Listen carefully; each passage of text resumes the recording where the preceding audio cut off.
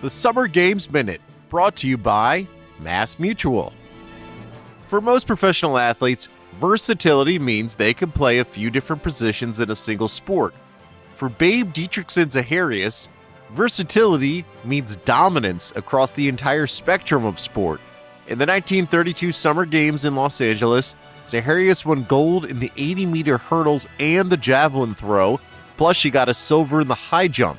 Running, throwing, jumping wasn't enough for Babe, so she became a competitive billiards player, then jumped into professional golf, winning 10 major championships, all the while making a few pitching appearances in Major League Baseball spring training games.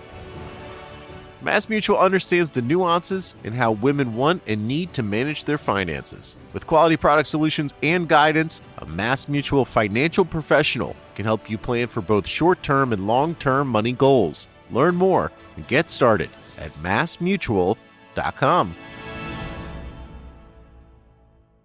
Ryan Reynolds here from Mint Mobile. With the price of just about everything going up during inflation, we thought we'd bring our prices down. So to help us, we brought in a reverse auctioneer, which is apparently a thing.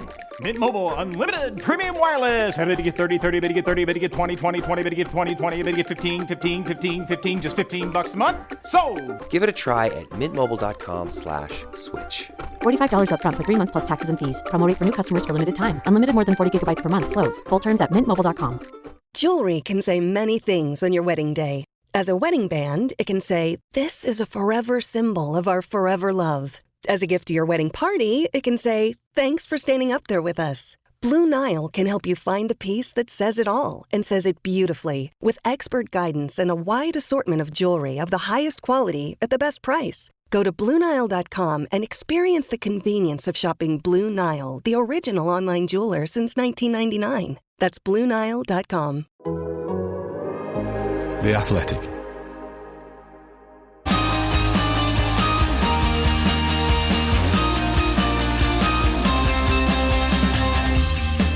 The race is on, and after a frenetic month of launches and testing, finally the F1 2024 season is upon us. But will the Bahrain Grand Prix spring some surprises? And what will be the big storylines for the season? I'm Edd Straw, and joining us to look ahead to what should be a dramatic year are Scott Mitchell-Malm, Ben Anderson and Mark Hughes.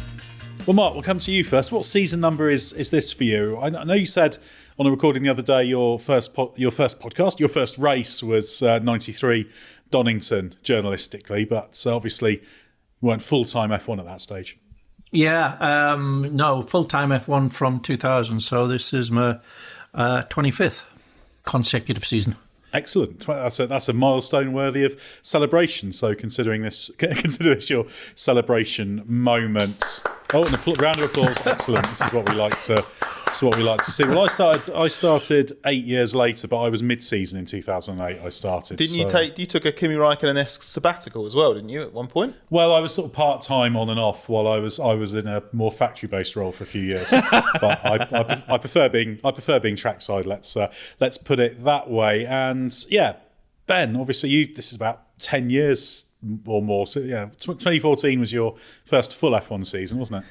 Correct. Yeah, so it has been 10 years, but I've been in and out of the paddock, so a mixture of factory and race team roles over the years. Exactly. You're a little bit too slow to be permanent trackside these days. That's the that's the problem. And Scott Mitchell-Malm, the youngest of our group, so it's all fresh and exciting and new for you, so you're the most excited of us all. I hang around with you guys and continue to do this podcast precisely because I'm allowed to be described as the youngest somewhere, which is quite pleasant. I'm on a gentleman's 7th season covering Formula One. So I was doing, when was my first pre-season test back in the Autosport days? Would have been 2015.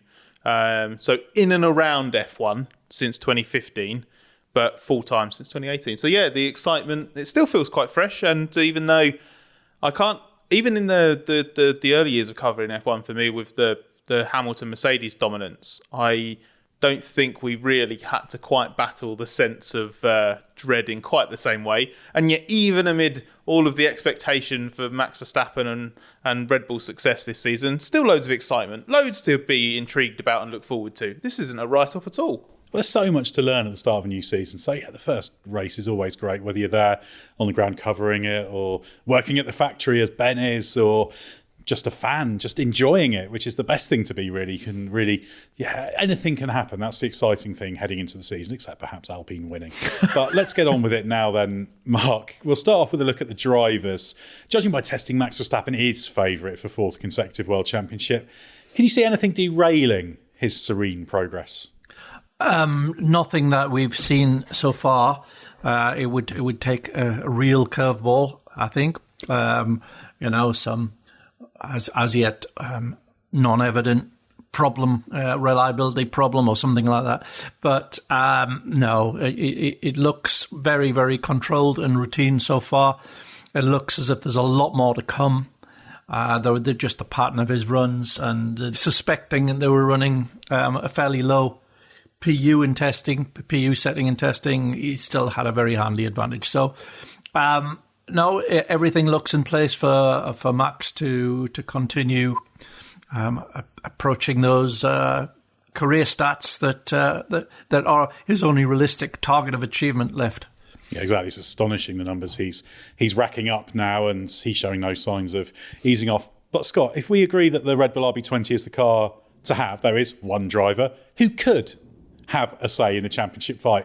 Is there any chance the Sergio Perez story changes this year? I would be surprised. I think there is scope for it to be better than it has been in the last few years. I think Perez's main objective for this season has to be to find a way to connect the start and end of his season last year without that horrible. It's not even a middle, really. It's probably the 70% in between the start and the finish. I do think by the end of the season there was a bit more to show for it. Remember that in the second half of the year, especially final third of the season, that Red Bull was nowhere near as developed through the year as rival teams. So the advantage did shrink to a degree in some places. Max might not have made it look that way at times, but I think there was an extra degree of vulnerability. And even within that, I think Perez kind of got his act together a little bit at the end of the season, but not to the point where he was threatening Max or anything like that, and arguably not 100% doing the job that Red Bull needed him to do, but it was better. And I think if he finds a way to make that more consistent, that's kind of his low point through the year, and that's where his base level is, then at least then that's where his story changes. But I think he'll have his work cut out to win 2 races again this season. I think there's less chance than ever of Verstappen leaving anything on the table for him. I think Perez is kind of damned if he does and damned if he doesn't, because if he tries to do again what he did last year, and presuming the Red Bull is a class above and it's effectively a 2-driver race for the championship from the start, if he overreaches and tries to go with Max, he just doom spirals again. I don't think it's possible. The way Max is at the moment, how relentless he is and how consistent he is and how good he is, there maybe is a handful of drivers who could go with him in the same car, but I don't think Perez is one of those. So all he can do is kind of what Red Bull has been pushing him to do at the end of last season, and what Helmut Marko has explicitly said he should do, which is be the kind of best version of himself as a number 2 driver, get as close as he can, 2 or 3 tenths off Max, and just try to protect against those emerging threats from behind potentially. But if he does that, and this is something you've talked about many times, Ed, be the best version of yourself, be the best number 2 you can be effectively, that demoralises him in terms of what he wants to get out of Formula One as he gets later into his career and achieve the maximum result for himself. So, yeah, if he wants to extend his stay at Red Bull, I think he has to pick option B. If he wants to doom his career quickly, then he has to pick option A, and neither of them looks particularly appealing.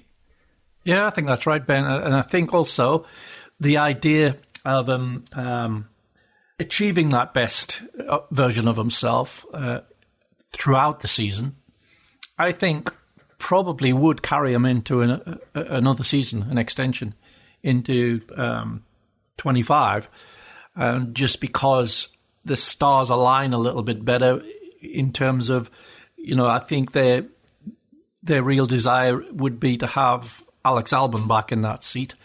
And yeah, in theory, you could I suppose, buy out his contract with Williams.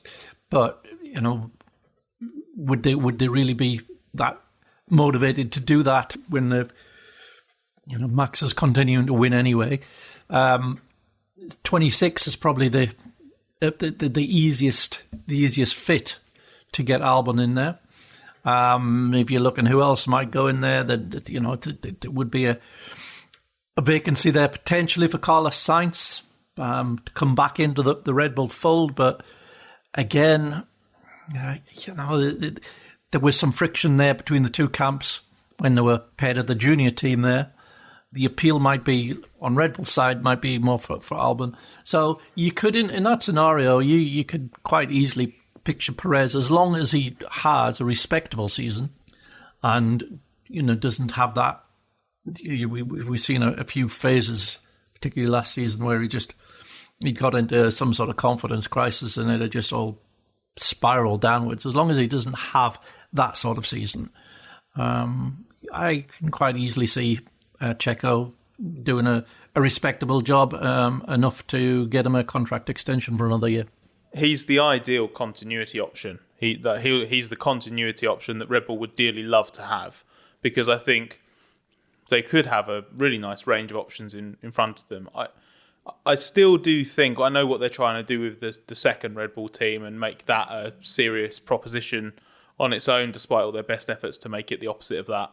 And I think in that situation, Daniel Ricciardo being the lead driver there is really, really good for that team and the brands associated to it. But part of me does still think that Red Bull would love nothing more than Ricciardo to blow Tsunoda away this season and then them slot him alongside Verstappen at Red Bull in the senior team, because then it's just the marketability of that and the appeal of that from a commercial point of view. There wouldn't be any of that friction, because it's hard to overstate how much gratitude sort of seeps into Ricciardo's newfound F1 focus. He's not just happy to be there, but there's a huge element of him being very grateful that Red Bull have taken him back into the fold. And I think if he was going to be in Red Bull Racing a couple attempts, 3 attempts off Verstappen, I think genuinely he would not cause problems in the same way that other drivers might, whether that's Sainz, if the Toro Rosso beef was revived, where we've seen it flare up a couple of times between Perez and Verstappen in different ways. So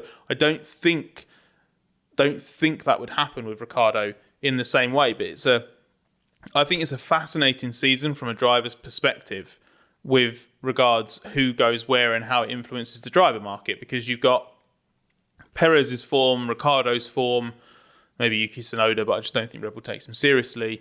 Like, that feeds into the Red Bull debate. You've got what options open up to Carlos Sainz and how appealing does he make himself. You've got Alex Albon looking to see whether or not Williams is a serious prospect and actually worth him wanting to stay at least until the end of his current contract in 25, maybe beyond that. And then there's other sort of subplots within that, or sort of around that from a driver market perspective, which is, does Sauber sort itself out and make that Audi project more interesting longer term? What the hell happens to Alpine? And the drivers there? Which of the two superstars in F2, Andrea Kimi Antonelli and Ollie Behrman, are they going to make such a great claim in F2 this season that they have to find themselves or someone has to find them a seat for 2025? I think we're going into a season that has, from a driver perspective, the most interesting storylines. And I haven't even mentioned there whether Lewis Hamilton's going to find out this weekend whether or not he's made a terrible decision bailing on Mercedes, and if in a few races' time Ferrari's going to have imploded and he's walking into an absolute hellscape over there. That's another thing that plays out this year. I think it's fascinating. I can't remember a season like it. Ricciardo's form and how long Red Bull gives him to kind of prove that he's back has quite a big bearing on that remaining driver market domino effect, I think. Something that was kind of looking a bit tame, I think, until Hamilton blew everything up, and now suddenly it's really exciting, and every driver's performance this year, or of those remaining ones who are out of contract who have a chance of moving, suddenly there's, I think, a heightened interest in how they do and a bit more at play, because Sainz's situation is obviously much more complicated now than he expected. I think Perez is the preferred option. I agree with you, Scott, for Red Bull, just because, if you're talking about one driver who's 2 or 3 tenths off Max versus another who's 2 or 3 tenths off, within the fold. It's much of a muchness, and you don't really want to make changes, I don't think, unless you really have to, because it's disruptive. And really, if these cars are locked in, kind of as James Anderson was suggesting, till through 25, and everyone's already going to be thinking, at least half an eye 26, that's when Red Bull are going to be really looking to shore themselves up, because that's when they're most at risk of getting tripped up by the regulations or another team making a big step. So they don't need the shield around Verstappen in quite the same way this year and next year as they maybe do beyond that. But how they resolve that Perez situation, and then what they do with Ricciardo, and where Sainz goes, and whether Alonso stays at Aston, and who takes the Merc seat, and what Behrman and Antonelli do in F2 is going to have a massive impact as well, because finally we have a couple of genuinely exciting young prospects pushing up from underneath. So there's jeopardy there for almost every existing driver in terms of proving that they deserve to stay on the grid. And it's going to be particularly busy in these early parts of the season, because people will get an idea of where everything is, and then they can start moving. There'll be a fewer hanging fire waiting to see how things play out, including with what happens with the F2 drivers as well. So, yeah, interesting from that perspective. But I guess the big question is, who's going to be the closest challenger to Max Verstappen outside of Red Bull? And ultimately, are they going to be able to do a bit more than they were able to do last year, given we can't see anything derailing Red Bull, although we should say obviously the Christian Horner situation still isn't resolved. We will talk to that once it's resolved and the investigation's complete, but that's the only uncertainty hanging over Red Bull at the moment. So who is going to be best of the rest, and how good is best of the rest going to be? Well, I think the massively interesting thing on the driver side is that Ferrari in any way, shape or form capable of challenging Red Bull on a Sunday? Let's say it's as competitive on a Saturday as it showed it could be last season and even in 2022, it's a given that Charles Leclerc will be fighting for pole positions at several races, if not most races this year. But it's just fascinating. You hear some of the talk about it, like the race run and the time management being a different planet to 12 months ago, and the balance that the car has and the way the drivers feel, the confidence they have, it all seems rosy and nicely improved. But I actually think what was weird about the pre-season test was I can't remember a time where 18 of the 20 drivers actually sounded quite happy with their cars. The only two that didn't was the Alpine drivers. And so we're in a weird position now, I think, in the third year of the rules. Everyone's kind of catching up and dialing out their weaknesses. It's stable this year compared to last year. Even last year there was those changes, weren't there, to the floor edges, for example, the height, and there were some subtle differences in how things worked. So it's just total stability, convergence. Car characteristics are becoming a little bit more maybe benign, less nasty is a better way to put it. So it's interesting, like how much does 18 drivers can't all be happy by qualifying in Bahrain. So where does that shake out? If that Ferrari's in the mix, then I see no reason why Leclerc won't take it to Verstappen in the way he did at the start of 2022. He's good enough to. He's got the support of the team. There's no question there. The absolute fascinating thing for me is if the Mercs are in the mix, how the hell do they manage that? Because it's one thing to say that it's equal opportunity for both your drivers, but if Lewis Hamilton thinks he's got a sniff at a farewell title for Mercedes or race victories and the like, he's a phenomenal team player. But he is also a racing driver, and he will be selfish when he needs to be. And he can be selfish knowing that actually long term, it doesn't really matter how selfish he is. So that is an absolutely fascinating dynamic that fits into the who is going to be or who could be Verstappen's nearest rival. Well, you've got a lamed up driver in both Ferrari and Mercedes. I'm using that in the American presidential sense. Sainz is out at Ferrari and Hamilton's out at Mercedes at the end of the year. That will have an impact. Yeah, I think the dynamic at Mercedes in particular is the interesting one. Russell's staying there and Hamilton going, and they've proven fairly evenly matched in the two previous seasons. I don't think that Mercedes will really be, other than maybe not having him in on R&D developments and stuff like that, I can't see that Mercedes are going to favour Russell over Hamilton or vice versa. I think they will be very grateful to have that problem. If the car's quick enough, that's when it becomes a problem, and I think they'd rather have that problem than not. I think Hamilton, if he has a sniff of anything, like victories. We'll go into that mode that Scott was talking about, whereby you have to be selfish and you crack on. And I don't think Mercedes will be able to do much about that. And I think there will be a sort of internal sort of acceptance of that, even if there might be a little bit of disapproval from Toto or whatever. But it's just how it's going to be. That is just how that dynamic is set up. The interesting thing is, if this car is balanced in the way that allows both drivers to drive in the way they naturally want to, do we see Lewis step up, or is that gap that we've seen George Russell to Lewis Hamilton the genuine one, and that is the world-class level at which George is operating and always has done?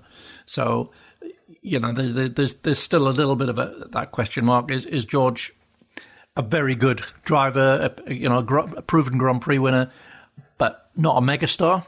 And is Lewis going to step up this year to a different level of performance? Or is he already operating at that level, and so is George? My feeling is that when you lay all the cards out on the table, Lewis has still just got that little bit of extra all-round skill to his game.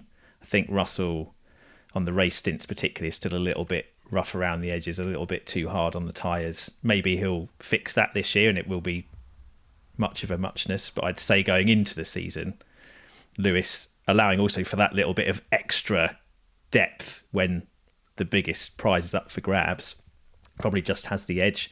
You'd probably say him and Alonso, in terms of all-round racecraft, have the capacity to challenge Max if the car allows, and Leclerc definitely on a Saturday and probably on a Sunday if the Ferrari is good enough in race conditions, and it seems to be an improvement.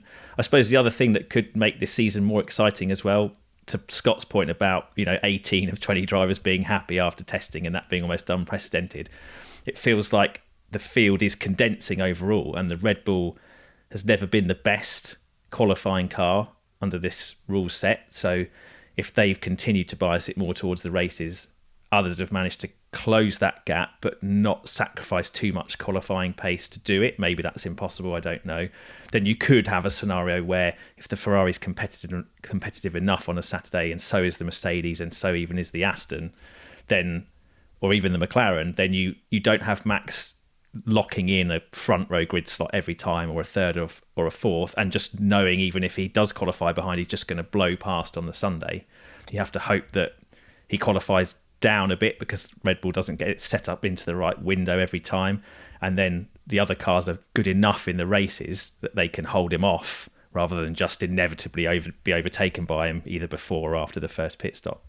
Yeah, the ideal scenario would be, wouldn't it, if the Red Bull is, let's accept that the Red Bull is still 4 or 5 tenths clear on race pace. It would be a fantastic scenario if 5 or 6 cars are actually faster than it in qualifying, and then each race is the challenge is, can Max get past those 6 cars because he's in the fastest car, but it's not qualified there. That'd be a lot to wish for, but at least it would set up an interesting dynamic. But yeah, it's just one of many possibilities as we sit here in this moment in time.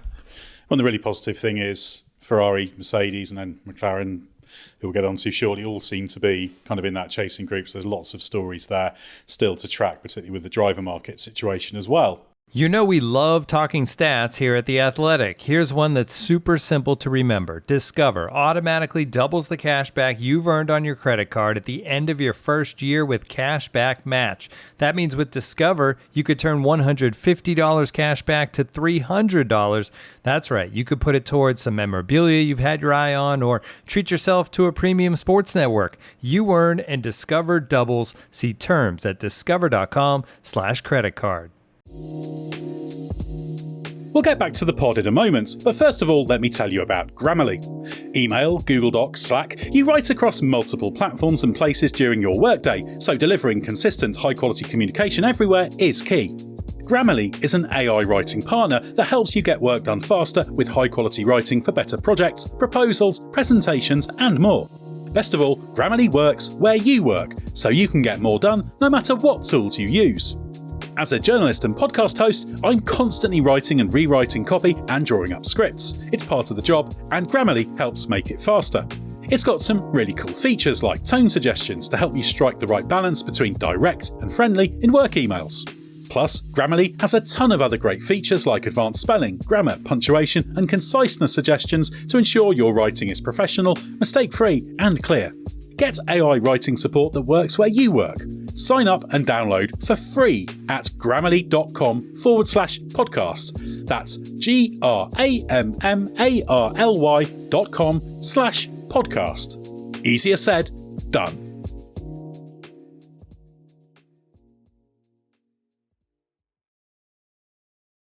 Well, we haven't talked about McLaren yet. McLaren obviously are steering clear of the driver market shenanigans, barring something unexpected happening. And as we have seen this year, the unexpected does happen in the driver market. Lewis Hamilton's going to go there in 2025 as well. Well, yeah, exactly. Keep on surprising people. But Mark, what comes to you first? And it's obviously there's questions with both McLaren drivers because the Lando Norris skeptics say, oh, he hasn't won a race yet and he makes too many little qualifying errors. But if that McLaren is as good as it should be, or at least should become as the season progresses, he should be able to get that first win under his belt, shouldn't he? And then how well Oscar Piastri does compared to him probably depends on that tyre management thing that he was working at last year, inevitably for a rookie. So there's a really interesting dynamic there as well, and two drivers with plenty to prove. Yeah, and I think that perception in some quarters about Norris is misplaced. I think it's just because he's been so close and for reasons outside of his full control, it hasn't worked out for him. And I think in moments of pressure, particularly pressure from Piastri actually, because he hasn't achieved that win yet, he pushes beyond what is reasonable or possible. And he'll have the occasional incident or, the crash in Vegas, or he's had a couple of incidents before then when Piastri was doing better. And yeah, that says Piastri is of a caliber high enough to apply that pressure. But also, I think you would see that trait disappear from Norris once he had the win under his belt. And it goes back to Sochi in 21, really, didn't it, when he'd done that brilliant pole position and had the race won in what was not the fastest car. It was a competitive car, but it wasn't the fastest car. Yet he had that race won. And it was just lack of information, really, from the pit box about the second weather front, which lost him that race. And, it made him make the decision that he did, which lost him the race. So he is fully capable of winning a sequence of Grand Prix and a World Championship. He's one of the elite performers, and for me, there isn't really a serious question about the level of Lando Norris. I think he's a mega driver. Piastri is every bit as quick. Certain types of corner is even quicker in fast corners. As you say, he still hadn't fully worked out the tyre equation, and it is a very tricky equation with these Pirelli tyres and these cars. And he hadn't got it fully worked out by the end of last season. And there were suggestions in testing from his long-run testing that maybe he's still struggling with that. So that's going to be his big challenge. He doesn't really need to worry about his pace. He's just, the pace of the car will be whatever the pace of the car will be. And in terms of his own career progression, that's just that puzzle that he has to unpick, really, because it will hold him back for as long as he hasn't fully decoded it. But I don't have a serious worry about that. I think he's going to develop into another one of the mega drivers. Yeah, I'd certainly agree with that. And hopefully McLaren will be up there because the more cars that are up there, the better. And obviously, Scott, there's lots of things that have happened at McLaren, not just the impressive leap forward last year, but they've got the new wind tunnel up and running now, the new driver and loop simulator. They've bolstered all sorts of things, production capacity, composites facilities, that sort of thing. So McLaren needs to show it can keep pushing on in order to show that the trajectory it's on is back to being a championship challenging team. And I'd say really it would be disappointment if McLaren didn't get a win or two in a Grand Prix this year. I think that's fair, isn't it? I think it is. I I don't know whether or not we'll be slightly disappointed with where it starts the season relative to the end of last year, just because having scored so many podiums through last season and talked a good game about carrying on its development curve through the winter and using the winter as the opportunity to make some changes to finally rid the car of its most pesky McLaren characteristics. I did get a little bit of a vibe from testing that they haven't made tremendous headway in doing that, whether it was Piastri saying there was still work to do and that you can feel some improvement but not total, and Stella still saying that the MCL 38 is not ideally suited to this track in particular, and this track's got a lot of slow speed corners on it, and you kind of feel like if they'd had the success in turning it into the all-rounder that they want that car to be, they wouldn't be talking about ideally suited to one circuit or another, and it would have been a bit more impressive. We know that I don't feel like they've missed targets in the way that they did last season, but they're also talking about how there's stuff coming, that the development potential they see in the wind tunnel and in simulations clearly very good. So I suspect that is they've got the launch car to a good level. It's just there's more still to come from certain ideas, and there's always a trade-off, isn't there, between when do you turn the taps off in the tunnel or on CFD and actually commit to producing something and getting it on the car, because the temptation is always to just run it a little bit longer in the wind tunnel, run it a little bit longer, run those extra 10 or 20 CFD calculations, and just because you could just see if we do it for a little bit longer, then it's not just it's not just a relative thing in terms of like, if they do it for this many days, they'll get this much out of it. It could be something where there's a big curve on the horizon and they really want to chase that. So I'm curious to see what they bring to the car and when. I just am a little bit wary of where it'll be at the start. But if that car is, top 4, top 5 among the teams, it's still way better than they've started the last couple of years. And there is always the prospect where if we just come off the back of a week's testing in Barcelona on a high-speed track rewarding downforce, maybe we'd be lauding the McLaren as best of the rest behind Red Bull. You don't know, because we've only got the sample set of one, and that will still be the case this weekend. Yeah, the Bahrain track specificness is a curveball there, but I'm so kind of going into the winter so excited about McLaren and the momentum they built, and then the sounds coming out of there at the start of this year, when they launched their livery before everyone else, and then they were so careful about disguising the car when it actually appeared, and you arrive at testing kind of expecting a big step based on everything they've been saying about the development trajectory and how positive it is, and everything just felt a little bit underwhelming to me. I expected to see a bit more, also for the vibe from there to be a bit better, and I get that maybe this is the circuit that most exposes them, but you would think, given that, if they were succeeding on their path, they would be more excited about what they've done on a track like this. And the fact they're not is maybe a little bit worrying. Will the car look different next week? Are they just sitting on a load of stuff they haven't shown yet, and it's all just a big game? And then we're wowed by the McLaren we see for practice and the first race. I kind of hope so, because I also feel like last year, they, a bit like Aston Martin too in the early part, they got a bit of a free ride from Ferrari and Mercedes just not being together. And if Ferrari and Mercedes are much more together this year, which appears to be the vibe coming out of testing, then that makes life automatically, to my mind, much more difficult for McLaren and for Aston.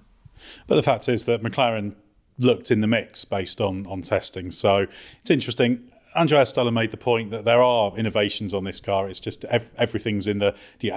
it's in the millimetres is the way he put it. So it doesn't necessarily need to be big visuals. It can be small things. But yeah, they look like they're thereabouts rather than there at the front, but they've got something to work with. But it's interesting you mentioned Aston Martin there, because Aston Martin's interesting because obviously the driver market makes Alonso's situation very, very interesting. You talked on our Aston Martin launch podcast about some of the messaging Alonso was putting out there about his future, and Aston Martin still feels like it could go either way, because it seems to be kind of pushing up to that group. But if it's the fifth best car, then they're going to be kind of dipping into Q3, sort of Q3 marginals. RB could be pressuring them. So it's really interesting to see how that team ends up going and where Alonso is, because it wouldn't take much of a swing one way or the other to turn it into a very, very good storyline for Aston Martin or a slightly troubling one. Yeah, I mean, they made the big step change last year, and the question is whether they're in plateau or whether they've got a similar sort of step change within them. And if they do, then Alonso's probably going to feel quite comfortable staying there rather than looking around to see what other alternatives there may be. But he's obviously going to be keeping a very careful eye on how that Aston compares to the Mercedes and what sort of trajectory each team seems to be on. And he's as I said back in that podcast, he's absolutely plotting a route to a third world championship. That's definitely what is in his head. You read between the lines of what he's saying. That is absolutely, it's in his head that he's got one last shot at it, and it might be a year or two down the line, but he's absolutely ready to commit to that. Yeah, and that just makes for a bit of a tinderbox. And obviously Aston Martin want to keep him. They know that if they're not delivering at the level he wants them to, and he thinks there's a chance to jump into a superior Mercedes, if it is superior, he'll go for it. And that's what could make it such a delicately balanced first part of the season for that team. But we shouldn't be too negative about Aston Martin because they're looking pretty good.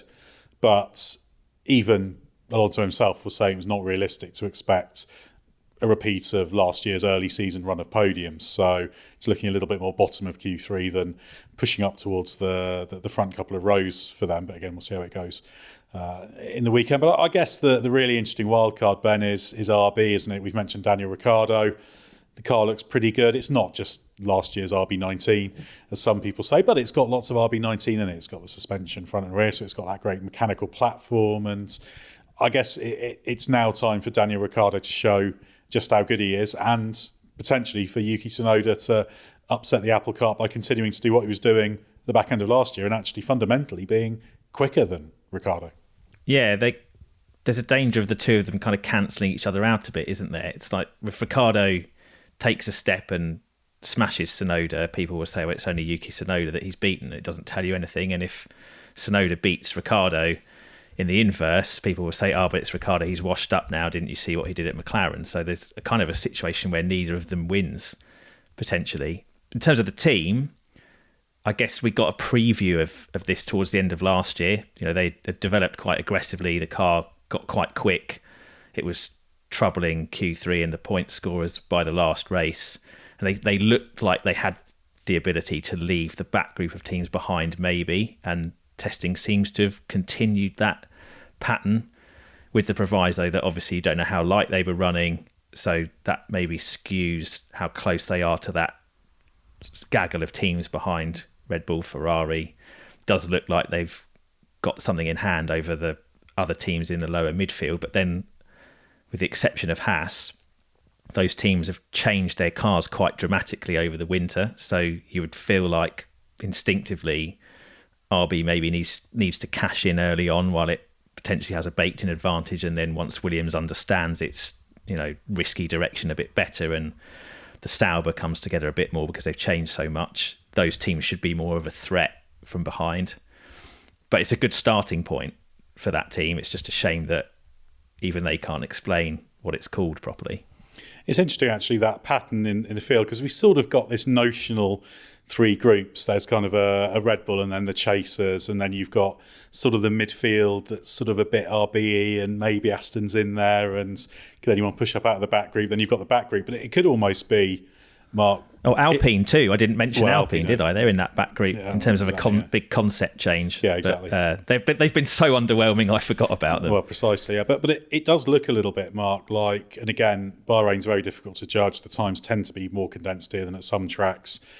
But there's the possibility we kind of end up almost with more two groups rather than a really distinct midfield. It's like there's a front bit and a back bit. And then even then, the back bit might be pushing up quite well against the front bit, which is good for unpredictability, because then a few tenths here and there makes a difference between Q1 and Q3.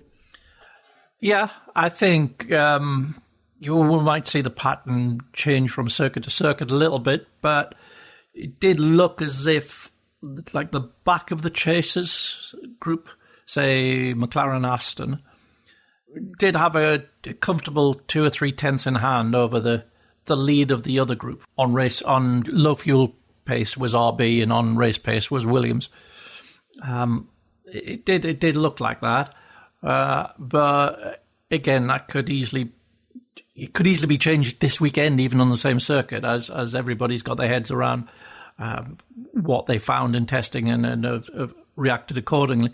But it will then, we'll see when we get to a bit more of a variety of circuits, probably after 4 or 5 races. But yeah, to me, it does look like there is still a gap in between the chasers of Red Bull and the upper midfield, let's say. And Scott, in that back group, which teams or drivers are exciting you storyline-wise? Are you excited about the prospect of Alpine? Well, I think it is quite fascinating in terms of how they deal with it. I think they have a driver lineup that could quite easily combust in that kind of situation. I mean, the Netflix episode is writing itself at the moment, where there's this disastrous start to the season. The car's uncompetitive. They're struggling to get out of Q1. And in the first couple of races, when everyone sort of really needs a boost and they need to be picked up out of it, they have a needless collision with each other, fighting over 16th. I feel just like it does feel a little bit. It does feel a little bit like that. I think there's frankly nothing interests me about the Sauber drivers or the Haas drivers. I don't really. I mean, I'd be interested to see that's Valtteri Bottas sympathy corner moment straight away. Sympathy for Valtteri. Or Valtteri Bottas celebration corner. I'm curious to see how often we get to visit that either of those through the season. Obviously, that's a given. But just in terms of there's nothing about their sort of career stories or anything like that. Like nothing. There's a little bit of jeopardy, and like Joe's got to get himself, like, work out whether or not he's going to be able to extend his F1 career. Kevin Magnussen needs to work out if he's going to be able to convince Haas. But I just think... And Joe's talked about wanting to be really attacking this year. In fact, that was an interview that ran on our Sauber Launch podcast. So he's determined to be a bit more thrusting this year. Yeah, so there's some stuff. But what I'm saying is, like, none of it really grabs me. I think it is because it's tied to much bigger stuff. It's Albon at Williams and how that team looks. Can it deliver on the progress that he needs to see through this year to give him the confidence that it's going to work longer term? And how Albon performs within that, and also sort of what support he has. Is it going to be Alex Albon finishing 7th in the Constructors' Championship again, or is there going to be more of a Williams team push this year? I think going back to the Alpine thing, it's almost a worse situation for Ocon than it is for Gasly, isn't it? Because if I understand it right, Gasly at least has an option to stay for 25, so he can better afford for this year to be a little bit of a throwaway if they're resetting their direction and trying to get things on track again. Whereas Ocon, just at the time he needs to put himself in the shop window when there's a lot at stake, he can't really afford for the car to be reversing towards Q1. Yeah, I'm not sure Ocon is a great shout for the Mercedes seat at this stage. He's been linked to it, but I think that's based more on old ties. I don't think... Well, I mean, they looked at him obviously very closely. They knew what he was doing inside out, and I think they thought he wasn't really much of a step forward on, say, Bottas at the time. So I think their eyes are on other things. So yeah, that is difficult. But it's strange, Alpine, because they managed expectations massively. They said, we're going to have a slow start, we're going to struggle. But the size of team they are, a slow start really is almost being where they were last year. Yeah. But they've kind of beaten down our expectations so much that when they're in the back group, we rank them 9th in Rank the Teams. You can make a case that they're 10th, given that the car doesn't look good on track. It doesn't look quick. It looks a bit draggy. It's overweight. Other than that, it's perfect. Yeah, the car upgrade's coming, but so's everyone. So I'm a little bit worried about Alpine. There's things I like about it insofar as I think it's positive that Bruno Faman's talking about not stupid targets, but keep making everything better. That element of it's good, but that does have to have an effect. And the big question for me is it really yielding gains behind the scenes? Because the race team trackside's doing pretty reasonably at the moment, but I'm not sure they're being given the best machinery. So that's the big question. Can they develop that car? But it's hard to see Alpine doing better than 6th last year. And even now, right now, 6th looks a bit of a long shot. So yeah, that's going to be that's a storyline that could turn into quite a big one. What is going on here? What have F1's works teams struggling? Could be a fairly big deal. So That's a good thing. Ultimately, there's stories throughout the field, and we don't really know who's going to be the lead challenger to Verstappen. There's lots of drivers there who are very motivated, very good, capable of winning races given the chance. And there's excitement pretty much even in the really minor drivers, if I may call them that. So that's positive for the season ahead of us. Ryan Reynolds here from Mint Mobile. With the price of just about everything going up during inflation, we thought we'd bring our prices down. So to help us, we brought in a reverse auctioneer, which is apparently a thing.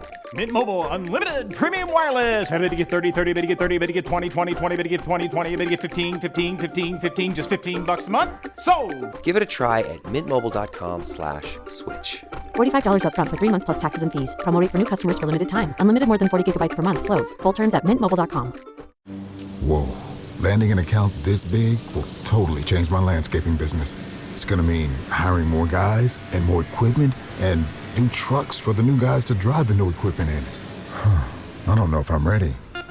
You can do this, and Ford Pro FinSimple can help. Our experts are ready to make growing pains less painful for your business with flexible financing solutions that meet the needs of your business today when you need them.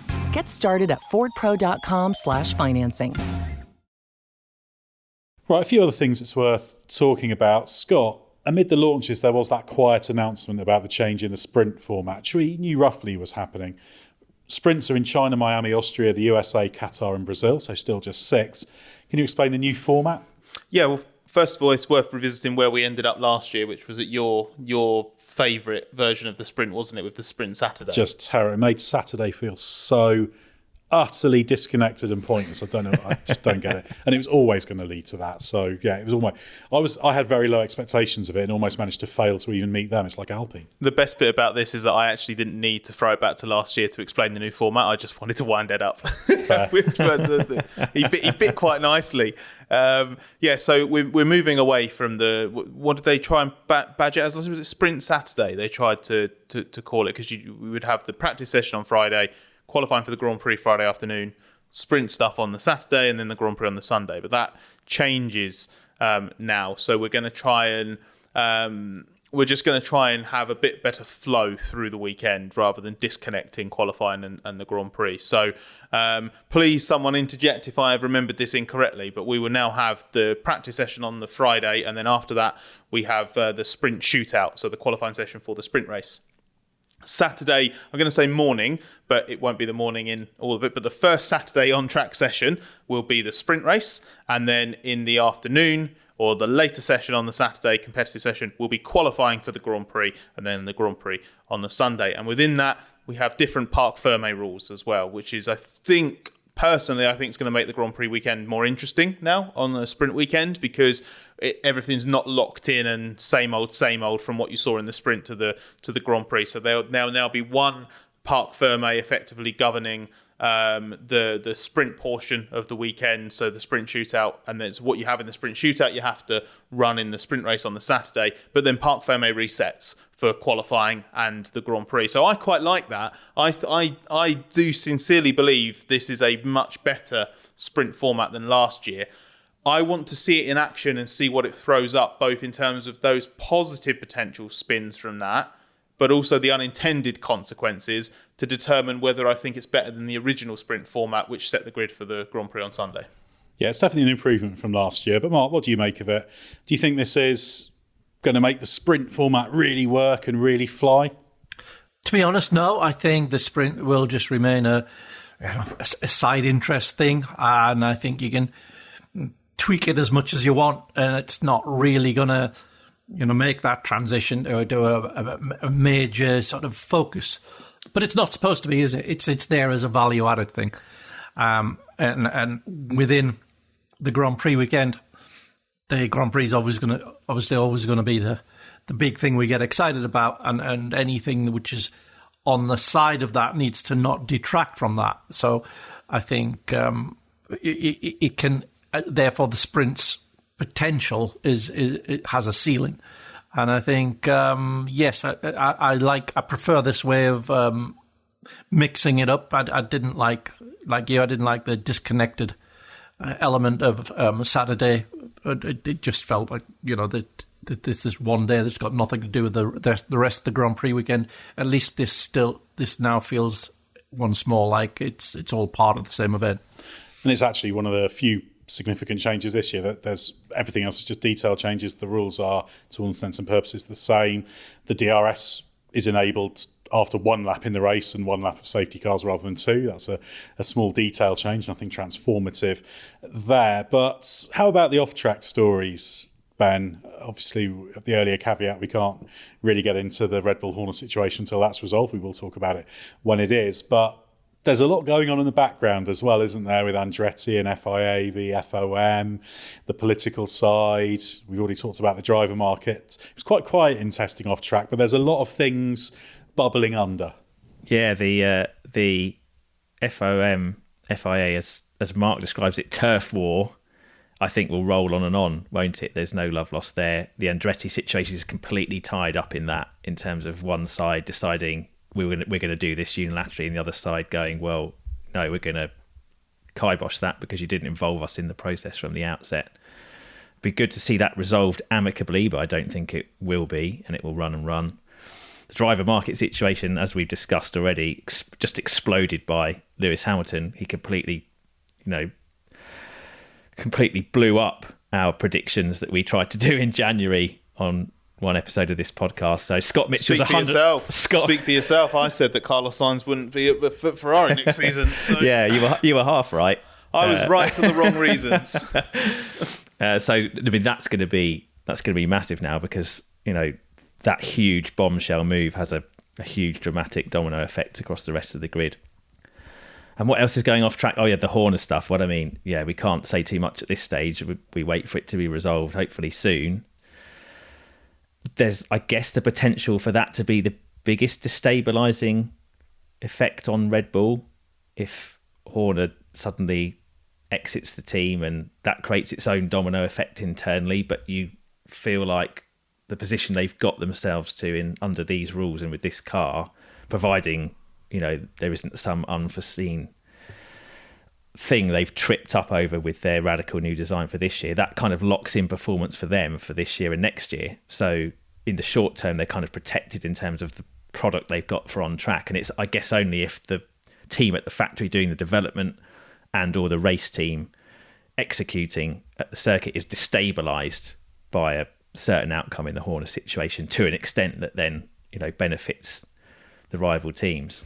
We should say that on the Horner stuff, as we're recording it now, there's no resolution, there's no public announcement. But because of what you were saying, Ben, like the pressure that just has been growing, the suggestion of a more imminent resolution has kind of crept out, hasn't it? There was a point a week or two ago where we were expecting the sort of start of the season to probably come and go before it was resolved, and now there's talk of it being resolved and being announced publicly before the Bahrain Grand Prix weekend really gets going. So we'll be looking out for that. But on the off chance we are Fernando Alonso summer 2022 over this, I felt the need to add a caveat there just in case at some point after we finish recording we actually get the some kind of communications drop in our inbox. Yeah, there's no definitive prediction made here by you, though. There's also, Mark, the thorny question of the 2026 regulations. We've got the engine regulations. They've been around for a while. The chassis regulations, still a lot of back and forth on that. They want to have the complete draft out there and published somewhere in the middle of the year. But there's still a bit of uncertainty around a lot of factors of that, aren't there? So that's something that's going to be rumbling on in the early months, I suspect. And we may hear a little bit of lobbying going on in public if people are finding things they don't like getting close to being in those regs. Oh, yeah. I mean, the lobbying will already be going on. I think as the regulations are being firmed up. So in broad brush, the aero will be quite similar to what we've already got and following the same aim of making the cars more raceable and keeping the wake as clean as possible. But there will be implications upon chassis design of the different format of the engines. So it's not as fundamental a change in the chassis regulations as 2022 was, but I think the effects may be just as serious and just as difficult to adapt to, and have the potential there to really change the competitive hierarchy. So yeah, I think there's probably a lot still to be fought over there, and I'm sure that teams that feel that their strengths and weaknesses relative to the others will be campaigning pretty hard to have things aligned the way they would like them. Yeah, I'm interested to see where they get all the weight savings they want to from, because they need to take a chunk off, and it's going to be pretty tricky to achieve that, unfortunately, with these cars. They will get a bit lighter, but I'm not sure whether it's going to be a dramatic transformation that everybody's hoping for. And of course, there's also going to be the unexpected, isn't there? There's a lot of topics that we know are bouncing around. Obviously, the whole AB teams thing that Zach Brown's banging the drum on is another one that's rumbling on. But there's always things that come to pass and that surprise as the season progresses. And we're going to be talking about that all year. But just to finish off, predictions I know we hate, but we're going to have a go anyway. So does anybody want to predict anything other than Max Verstappen and Red Bull Constructors' Championship and Drivers' Championship win? Should we take that as a given? Anyone going to dissent? Constructors' Championship, I think it's possible. I think if Ferrari or Mercedes have massively upped the game to the point where they're consistently scoring big points each weekend, and Red Bull isn't totally in the distance, I think there's absolutely potential there for Perez to be the weak link at Red Bull, because I think Ferrari's driver lineup or Mercedes' driver lineup is absolutely exceptional. At this stage, am I brave enough to pick one of those teams? Probably not, but I would say that if either of Ferrari or Mercedes establish themselves as best of the rest this season, I think that team will beat Red Bull to the Constructors' Championship. It's possible. Oh, I think that's too bold. I think one of them will get closer this year. It'll be boring then. Yeah, well, I'd love to say, either one wins the World Championship for Constructors and Verstappen is dethroned as Drivers' Championship just for variety, but I just don't think it's going to happen. The advantage he had last year, he could have won the Constructors' Championship on his own. I don't think necessarily he'll be able to do that this year, but he might. And I would expect Perez not to be the majority 2023 version of himself. I think he'll be, if he's sensible, he'll be more consistent and will just do a better job, and won't necessarily, like Scott said, he won't necessarily win 2 races or have any particularly stunning peaks, but I'd expect a kind of better baseline of performance, and that will be enough to see Red Bull across the line in both, even if Mercedes and Ferrari, particularly as expected, are stronger. Yeah, that's certainly the most likely thing, isn't it? Yeah, but it depends. If it's a bit closer than expected, then the second driver can be we think Max Verstappen can only score as many points as are available to one driver. Yeah, I don't see any threat for either championship really to Red Bull and Verstappen, but I do, and then maybe I'm being optimistic here, but I do think that of those 3-4 teams behind, Mercedes, Ferrari, McLaren, Aston, I would say there's a good chance at least 3 of those 4 teams are going to get a race win or 2. That would be my optimistic take on it. I do think there's reason to believe that, given that the gains Ferrari and Mercedes in particular should have made by abandoning concepts which were dead ends, relative to the gains that Red Bull have made by the looks of things. Hopefully it's enough. The relative gains is hopefully enough to sort of swing it enough times that we do get a little bit of variation in who's winning the races. But in terms of who's racking up the points, no, I don't see any change. Yeah, I think that's a reasonable prediction. But there's always the possibility, and Scott's scenario is an interesting one. But I guess that means the main prediction is who's going to be the best of the rest in terms of Drivers' Championship and Constructors' Championship. Does anybody want to pick a horse in that particular fight? It's very, very difficult, I would say. Ben's going.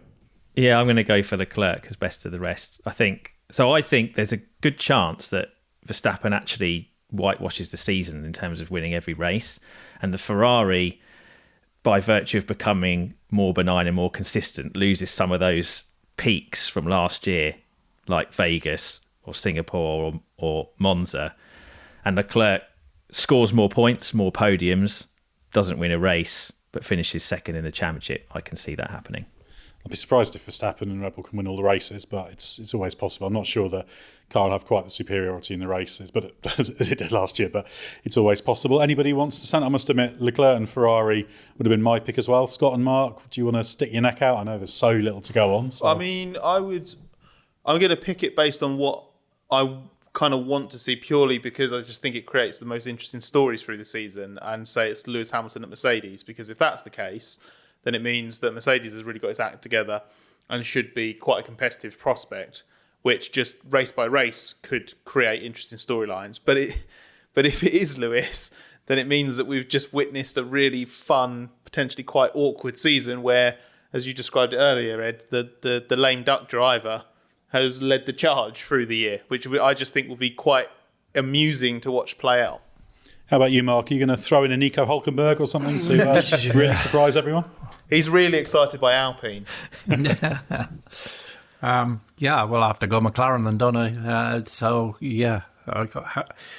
It's not difficult to make a case for McLaren being best of the rest. They were by the second half of last year.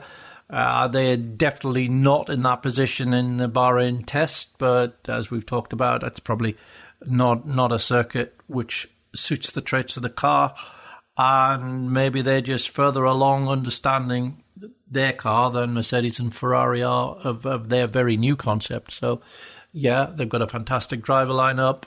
Yeah, why not? Okay, I'll go McLaren. Excellent. I think that probably illustrates the fact that second group chasing McLaren looks very tight, and it's hard to pick. We could end up with it just fluctuating by race weekend, but ultimately it does look like Red Bull and Verstappen are in a great position. And although we talk about wanting to see more people up there fighting them, we shouldn't overlook the fact that if that does happen again, Verstappen is a phenomenal driver, and it's a privilege to see what he's doing, because he's just absolutely astonishing. The performances and the consistent excellence he delivers, and the same with Red Bull as well, that maybe has raised the game again with its car. So we don't want it to go across if we're wishing Red Bull any ill, because they're going to be phenomenal. They're going to be favourites whatever happens. So at worst, it's just another chapter in that incredible legacy that Verstappen and Red Bull are building. And no one picked Aston or Alonso, so that means that Alonso's going to leave, right, and put himself into one of those other teams we've picked out as being best of the rest this year. Or wins the first two races. Now, that would be a dramatic storyline. But that's the thing, there's so much that can happen. It's still to be written this season, and testing was inconclusive as it always is.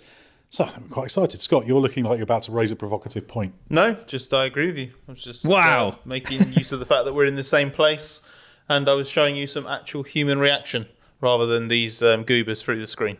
He was looking at you admiringly, Ed. Wow. No, I wouldn't go that far.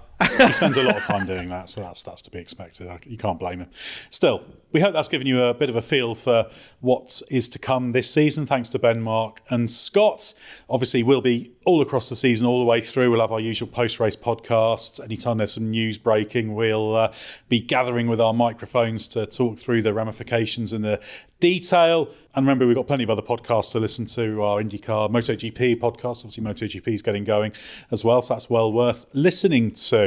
We're now going to get into the 2024 F1 season proper, so stay with us for everything you need to know from the Bahrain Grand Prix.